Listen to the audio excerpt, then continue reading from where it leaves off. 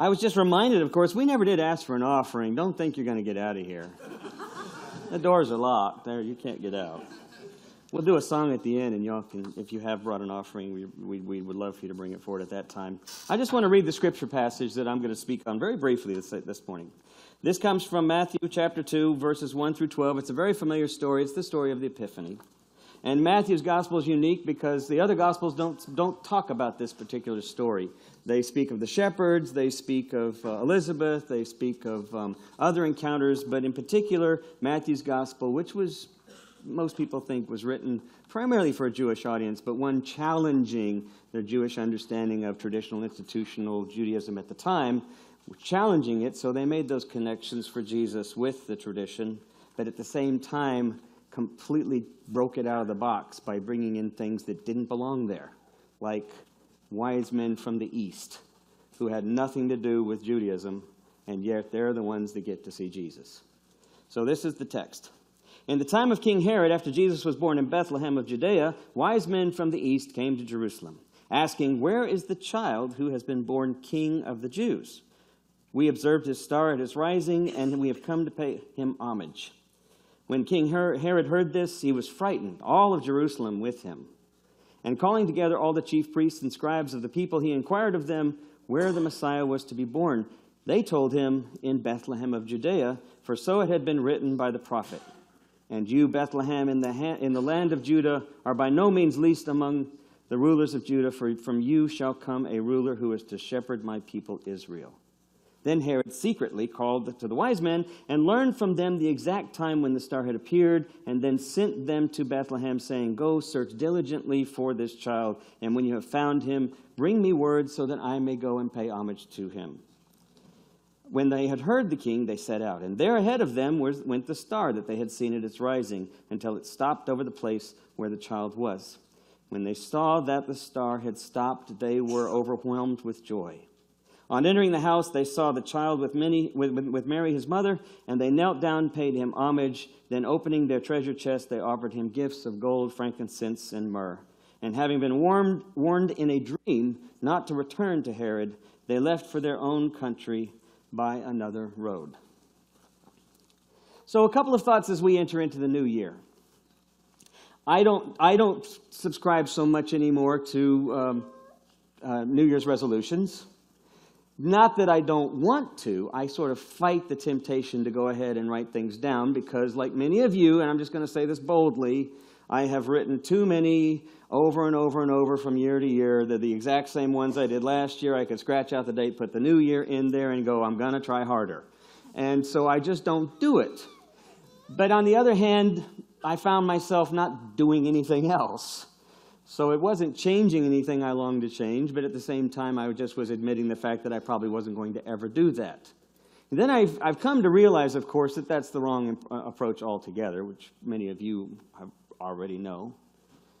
And I've come to realize over the years, as my faith has hopefully matured a little bit, as my sense of God's presence and my openness to being present to that reality, to the holy in my midst, in our midst, has matured a little bit. I think I'm closer to understanding what's most important. And it's these two virtues, wonder and awe. Now think a moment about that, because you're going to go right to the cliche. You're going to go right to the cliche of what that means. Because we all know how wonderful wonder is, right? And at Christmas time especially, the world is filled with wonder. And beautiful lights and sparkly things and interesting characters and strange creatures. And it's a magical world. And we think of wonder as magical. But in its earliest understanding, the root words for wonder were to upset, to sort of turn things upside down, to cause question, to create a sense of curiosity. And not like, how interesting, but a curiosity like, what's going on? Wonder would be more akin to the first experience, the feeling that we have when we lose someone, or when something terrible happens to us, or even when just something average, but like our car breaks down. That's where wonder seeks to break in And that's where we shut it down.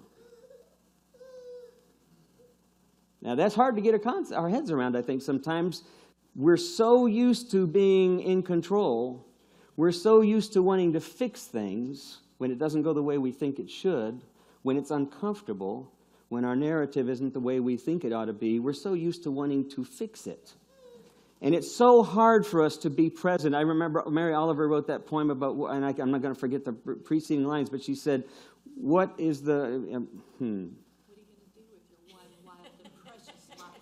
Well, that's not the line I was thinking of, but that's a great one. All that is required of us is to, help me, lay open the soft flesh of our belly into the world. And that's not the exact quote, but that's kind of the idea. The idea in the poem is this being completely open and present, which is sometimes one of the hardest things to do. That's the beginning of wonder. You do not have to be good. You only have to let the soft animal of your body love what it loves. Thank you, Peter. Our resident English scholar. The man is a poetic encyclopedia. Thank you. And that is, I think, what we're invited to participate in when we participate in God's kingdom, is to be present to that, is to be vulnerable to that. And it is risky. It is risky. But to me, that is one of the greatest virtues of faith, is that ability to allow wonder. Not magic, not marvel, not excitement, but I wonder. This is challenging. This is interesting. This is mysterious. I wonder. And the second virtue, which often goes in hand with that when we're willing to open up that soft part of our belly and be present, is awe. And awe, again, is one of these things where we sort of tend to go to that place where we go like, man, did you see the mountains? I was just in awe of its grandeur. Or did you hear how marvelously she played that instrument? I was just in awe of her skills. But that's not awe. I mean, there may be an aspect of it there, but awe in its earliest idea and understanding was fear. It was this sense of unknowing.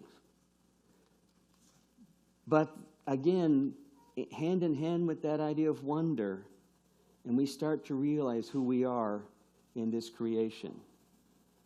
We are not here to confirm what we believe or to confirm what we want. We are here to be transformed and to transform. And that's the challenge. And that's the challenge all the time, every day of our life, even as we are in the midst of this new year of politics. Even as I walked around the museum yesterday with some friends from out of town, and they said, why is the Will Rogers Coliseum so packed today? It's just overflowing. I mean, people parked what is he wearing on his belt? It was the gun show. And we haven't put our signs up yet, but I think we're going to start putting them up. And I'm not going to argue about politics. I wonder. I don't know. I'm a little scared, but I wonder. But here's the thing. I'm not called to be confirmed. And I'm not called to make sure you are confirmed in the way I think. I'm invited to be transformed. And in the process, I'm invited to help you and to invite you to be transformed. Now, what does that mean exactly, and how does that mean? I know we have a couple of guidelines from Jesus' life in terms of loving one another, in terms of justice and compassion. I understand some of those things, and you're probably very much aware of those, but the challenge is that we forget wonder and awe. We sort of skip right past all of that. And here's what we have to do. Mary Oliver says that in order to live life, she says, here are the instructions: pay attention, be astonished, tell the story. And if I were to carry around 2 poems in my pocket and a couple of scripture verses, it'd probably be Jesus and the greatest commandments that he told the disciples. And then secondly, it would probably be that poem: pay attention, be astonished, tell the story, tell about it. And the second one from Rumi, from the mystic poet of the 13th century, who said, get rid of your cleverness and buy bewilderment. Get rid of your cleverness and by bewilderment. If we're going to experience that sense of wonder and transformation, it can come. You'll feel comfortable. You'll have moments of joy. You'll have moments of fun and pleasure and excitement just from hanging around in this life. I mean, it's a pretty amazing life. It's a pretty interesting miracle, it is. But if you want to experience that deep transformation that sort of passes all understanding, if you want to help transform the world, I think it begins with that wonder that says, I just need to be a little open. Instead of looking for confirmation, maybe I need to follow that path of transformation. The wise men in the story aren't following something that they know. They're following something that they're curious about. It's interesting that they had to leave their place to find it. I think it's true that we have to leave our comfort zones. I think we have to leave our boxes. We have to get outside our little boxes of God and of what we think we know and what we're comfortable with sometimes, and we have to go. A friend of mine had shared with me that in the church we have basically two populations, and I'm going to embellish that a bit. But he said we have plumbers and poets. Who are you? We have plumbers and poets. We have people who like it black and white. We have people who like it very concrete. We have people who like the confirmation. They're looking for the confirmation. We need the confirmation. We don't like the mystery. We don't like the difficulty and the frailty and the unknown. So we want the black and white. We want to be able to fix it, to restore it, restitution, to be able to bring it back to the way it was supposed to be. We like to be plumbers. We're plumbers. Then we have the poets. Bring on the mystery. And the rest of us can't really understand them. You know, because they're coming from a different place, a place of ecstasy, a place of unknown. So here's what I think. I think we're called to have a toolkit, a plumber's toolkit. Not called to be plumbers. We can have a plumber's toolkit, but we're called to be pilgrims. And we're called to be poets, and then we're called to be prophets. So for this new year, here's my invitation to you. I'm going to finish up with a song that you all know. It's one of my favorite this time of year. But here's my invitation to you. In this new year, as you're thinking about the challenges of the new year, remember to be present for one another. Remember to be open to one another because we deeply need one another. But we're pilgrims together. Everywhere, we are pilgrims together. And then secondly, we're poets. So that when we experience those moments of magic and those moments of surprise and insight, the invitation is to be prophets and to tell about it. And how do you get there? I'm going to make this invitation. Bewilder yourself. Perturb yourself. You perturb other people all the time. Don't do that. My wife would say, you're good at perturbation. Perturb yourself. Do you watch Fox News all the time? Stop it. Watch PBS. Do you worship PBS? Turn it off. Turn on Fox. If it bugs the heck out of you, then just sit with it until something comes up that you didn't see before. I'm not saying it's the truth. I'm just saying we don't know one another. We don't know life when we shut it down and look for confirmation. We are only transformed when we're willing to perturb ourselves and bewilder ourselves.